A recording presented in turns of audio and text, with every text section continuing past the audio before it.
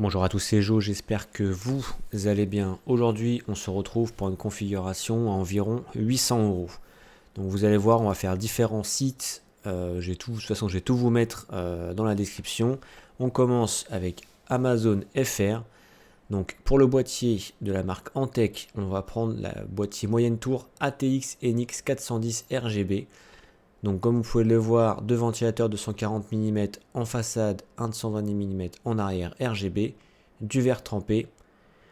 En termes de connectique au top, on a 3 ports USB, 2 prises de jack, un bouton LED, un bouton power, donc c'est très bien, c'est suffisant.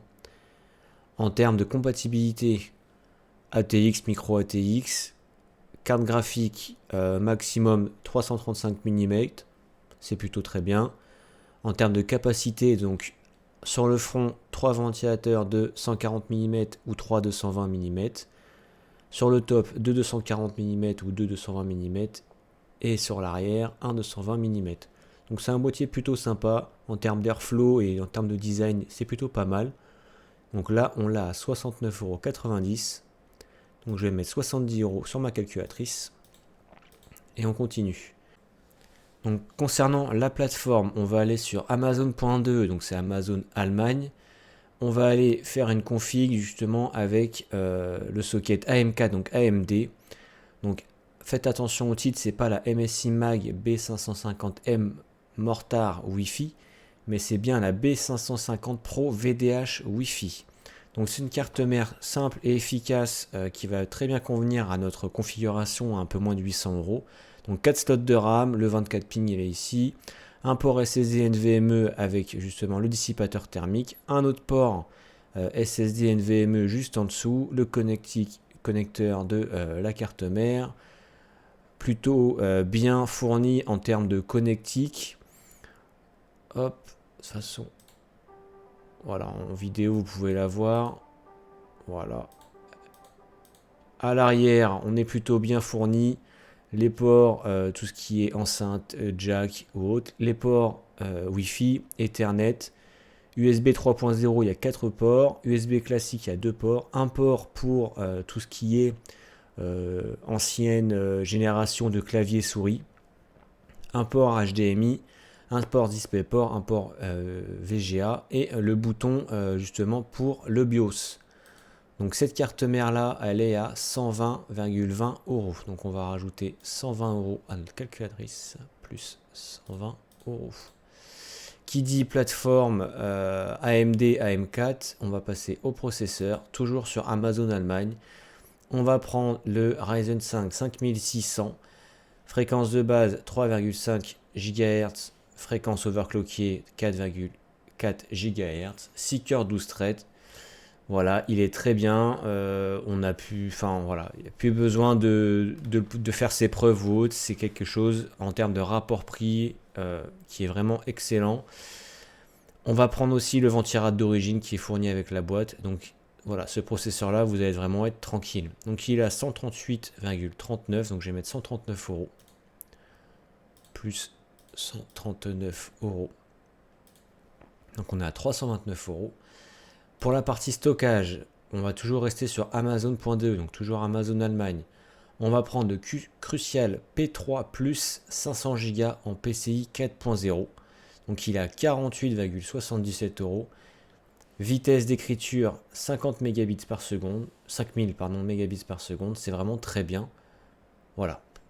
Donc on va mettre 49 € à la calculatrice, plus 49 €, ça fait 378 €. Concernant la RAM, donc toujours sur Amazon.de, 2 fois 8 Go chez Corsair Vengeance LPX, donc elles sont à 40 €, elles sont cadencées à 3200 MHz, c'est largement suffisant. Donc je rajoute 40 € à notre configuration, plus 40 €, donc on a 418 €. Concernant l'alimentation, donc je suis parti chez Be Quiet, donc c'est la System Power 10 en 650 watts, 80 plus bronze. Donc c'est une alimentation complète non modulaire. Donc vous allez avoir tous les câbles. Bon, c'est pas très grave, c'est pas gênant, c'est des câbles qui sont plutôt de bonne qualité et pas des câbles de couleur jaune, orange ou autre. Donc c'est plutôt pas mal. Donc elle a 66,87 euros. Donc je vais mettre 67 euros à notre calculatrice. Plus 67 euros. Donc on a 485 euros, pardon. Ensuite, j'ai décidé de prendre, du coup, sur Amazon FR, la RX 7600, donc 8 Go de VRAM. Vraiment très bien en termes de rapport prix. Je pense qu'aujourd'hui, pour la configuration entre 750 à 800 euros, elle se place très bien. Donc elle a 289 euros. Donc je mets plus 289 euros. Donc on a une configuration à 774 euros pour jouer convenablement en 1080p, voire aller chercher de la 1440p.